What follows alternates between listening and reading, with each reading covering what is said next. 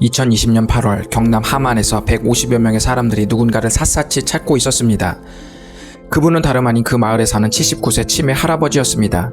다행히 이 할아버지는 사흘 뒤에 수색한 사람들에 의해 구조가 되었습니다.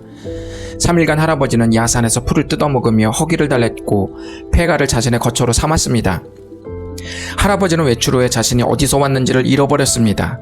길을 가던 사람이 자신이 어디서 왔는지 기억을 못한다면 이는 정상이 아닙니다. 그러나 어째서인지 우리 인생이 어디로부터 시작되었는지에 대한 문제를 고민하는 것에 대해서는 길 잃은 치매 할아버지의 문제 정도도 중요하게 여기지 않는 것 같습니다. 하지만 여러분이 깊게 생각한 적이 있든지 그렇지 않든지 상관없이 우리 모두는 세 가지 기원 중 하나를 선택하고 있습니다.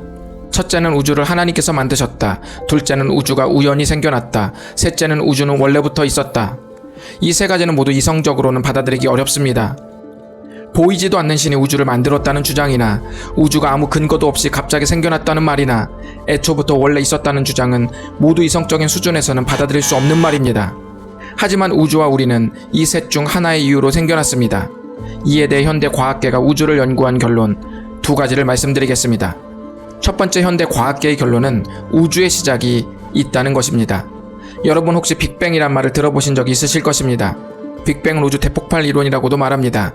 옛날에는 우주가 일정한 공간이라고 생각했는데 르메트르와 허블이라는 사람이 우주가 팽창하고 있다는 사실을 발견했습니다. 이 발견은 우주가 한 점에서 시작될 수 있다는 힌트를 주었고 스티븐 호킹이 1965년 유명한 수리 물리학자였던 로저 펜로즈의 블랙홀 강의의 힌트를 얻어 우주가 최초 무에서부터 시작될 수 있는 가능성을 입증하게 되었습니다. 그렇게 본다면 신앙을 가지고 있지 않더라도 우주가 원래부터 있었다는 세 번째 견해는 탈락될 수밖에 없습니다. 이제 우리의 선택은 우주가 하나님에 의해서 만들어졌든지 아니면 우연히 생겨났든지 둘 중 하나입니다. 이제 과학자들의 두 번째 연구 결과를 하나 더 소개하겠습니다. 과학자들이 발견한 두 번째 연구 결과는 우주가 매우 섬세하게 미세 조정되고 있다는 것입니다. 이는 다양한 창조론의 견해를 주장하는 그리스도인이든지 또는 현대 과학을 모두 받아들이는 비그리스도인이든지 모두 인정하고 있는 바입니다. 만약 23.5도의 지구 기울기가 미세 조정되지 않고 어느 날 60도가 된다면 적도의 빙하가 생길 수도 있습니다. 이 절묘한 기울기 23.5도 안에서 문명은 발전했습니다. 여러분, 자연스럽다는 말은 의도적이지 않다는 말입니다. 의도적이라는 말은 누군가의 설계가 있다는 말입니다. 과학자들은 우주에서 생명체가 생겨나려면 수많은 과정에서 모든 조건들이 미세하고 정밀하게 조정되어야 한다고 말합니다. 이 가능성이 얼마나 될까요? 옥스퍼드 대학의 명예 교수이자 세계 수리물리학의 거장인 로저 펜로즈가 연구한 결과 10의 1230승분의 1이라고 했습니다.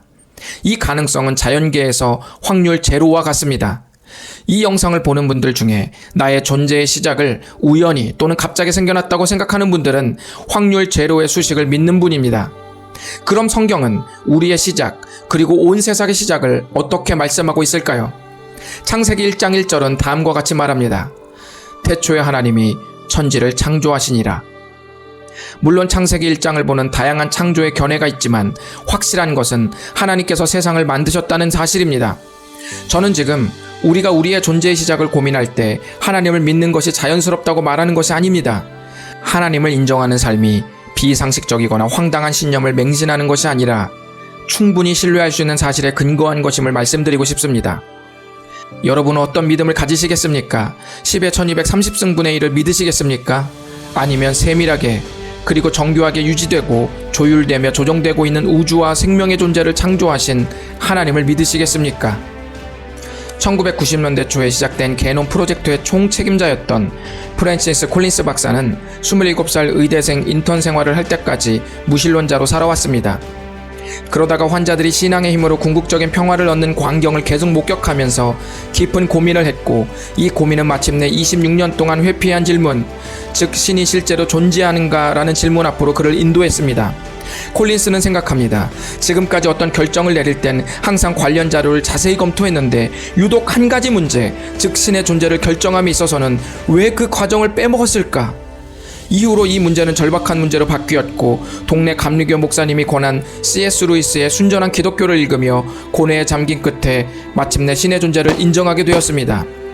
그리고 이후 1년 동안 이 문제에 대해 끈질기게 고뇌하다가 어느 날 아침 다음과 같이 고백했습니다. 루이스가 옳았다. 나는 선택을 해야 했다.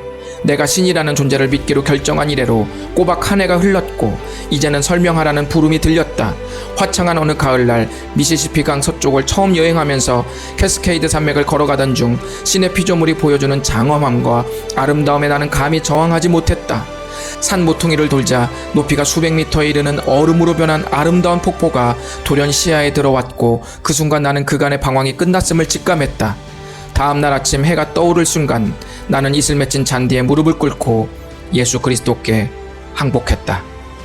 단 한 번뿐인 인생을 사는데 내가 어디서 시작되어서 지금까지 인생길을 걸어가고 있는지 신중하게 숙고하는 과정은 오늘 어떤 영화를 볼지 넷플릭스를 검색하는 것, 직장을 구하는 것, 연애를 하는 것, 회사를 옮기는 것, 무료한 삶에 활력을 줄 취미생활을 찾는 것을 고민하는 것보다 훨씬 중요한 선택입니다. 서두에 말씀드린 79세 할아버지가 어디서 왔는지를 잃어버렸을 때 풀을 뜯어먹으며 끼니를 때우고 폐가에서 지내는 비참한 시간을 보냈습니다. 우리가 인생의 기원을 잃어버리거나 알지 못한다면 결코 허무한 인생의 굴레에서 빠져나온다는 것은 불가능할 것입니다. 오늘부로 신이 없는 세상에서 하나님이 계신 세계 속으로 들어가 여러분의 인생을 다시 바라봐 주십시오. 하나님은 살아계십니다. 그리고 우리에게 끊임없이 말씀하십니다. 너는 나로부터 시작되었다.